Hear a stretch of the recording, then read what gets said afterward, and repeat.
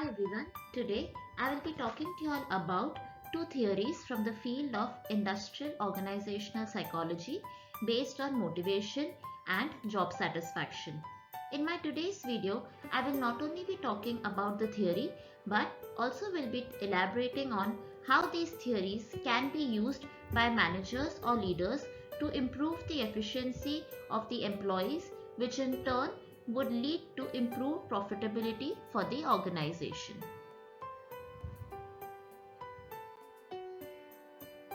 The first theory that we will be talking about is the Maslow's hierarchy of needs theory. As you can see in the image depicted on this slide of a pyramid, it consists of physiological needs, safety needs, love and belongingness needs, esteem needs, and lastly, the self-actualization needs. Physiological needs are nothing but an individual's need for food, clothing, and shelter. Safety needs are needs for security. Over here, an individual would want to have security with respect to his job, would want to have security with respect to his finances. Both physiological needs and safety needs are part of an individual's basic needs, followed by belongingness needs and love needs and esteem needs. Belongingness needs are needs for having intimate relationships or friendships, whereas esteem needs are prestige and feelings of accomplishment. Over here, an individual would want to have some amount of prestige, some amount of status with respect to the work that he has accomplished at his workplace. Now, both love and belongingness and esteem needs are part of an individual's psychological needs. And last is the self-actualization need, which is achieving one's full potential, including creative activities. Now, according to Maslow, every individual has the capacity to achieve self-actualization. Self-actualization is nothing but self-fulfillment needs. According to this theory, an individual's most basic needs must be met before they become motivated to achieve the higher level needs. So in this case, only when the individual's physiological needs are satisfied, only then he can think of satisfying his safety needs.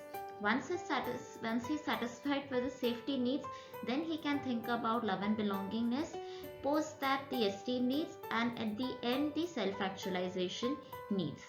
So this is how the entire Maslow's theory can be understood. Now we'll understand the application of Maslow's theory. Now the managers can apply this theory to their employees by having a conversation with their team members to understand at what level of needs are they operating from, and then accordingly provide them environment that is conducive to their needs. For example, if the team members are operating at the basic needs, that is their food, clothing, shelter and security needs, then in that case, as a manager, you need to assure to your employees or to your team members about their job security or their job safety, so that they are not worried or tensed all the time about their job security, and instead they can focus upon doing better at their workplace or performing better with respect to whatever work that is being given to them. Even for those people who are at their esteem needs or who are operating at the esteem needs, for those employees, the manager could provide them with additional responsibilities in order to create a sense of responsibility among these employees. Also, they could be provided with a team to work with. So in that case, these employees then feel more motivated to do well with respect to whatever job that is being given to them. Thus, focus on your team's needs for your organization to do well.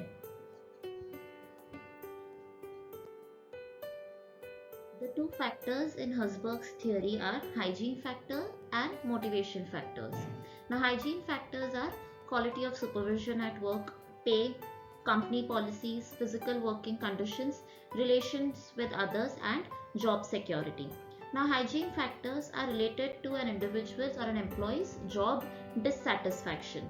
That is, better the hygiene factor, poor would be the job dissatisfaction. That is, the employee would not have any kind of job dissatisfaction. Whereas, if the hygiene factors are very bad, that is, if the hygiene factors are not maintained at all at the workplace, in that case, the job dissatisfaction would be really high.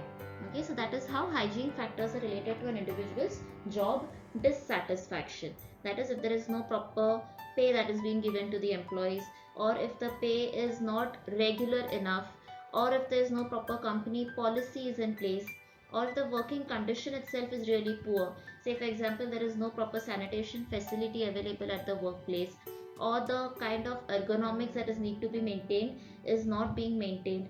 All these can create a lot of issues for the employees, and all these factors come under hygiene factors, and they are directly related to an individual's job dissatisfaction.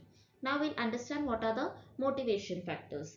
Now motivation factors are related to the level of promotions opportunities that are available for the employees at the workplace. What are the opportunities for personal growth that are available? Are they provided with any kind of recognition at workplace? Is there a level of responsibility or the amount of responsibility that is given to the employees at the workplace? And the achievement factors. So all these factors come under motivation factor, and motivation factor is related to job satisfaction. So better the motivation factors, higher would be the job satisfaction. Poor the motivation factors, lower would be the job satisfaction.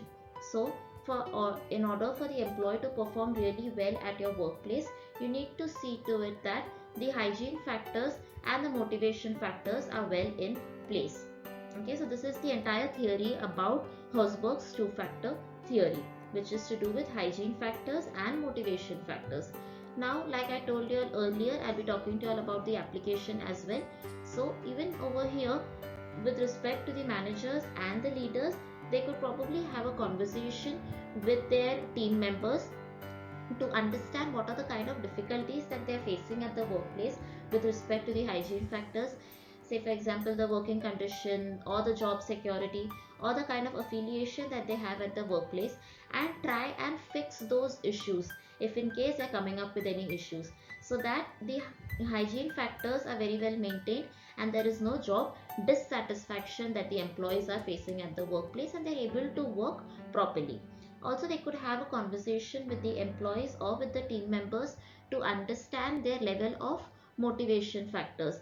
Say, for example, they could talk to them about what is their thought process with respect to the opportunities for growth at the workplace. What is their thought process with respect to the amount of responsibility that is given to the employees at the workplace.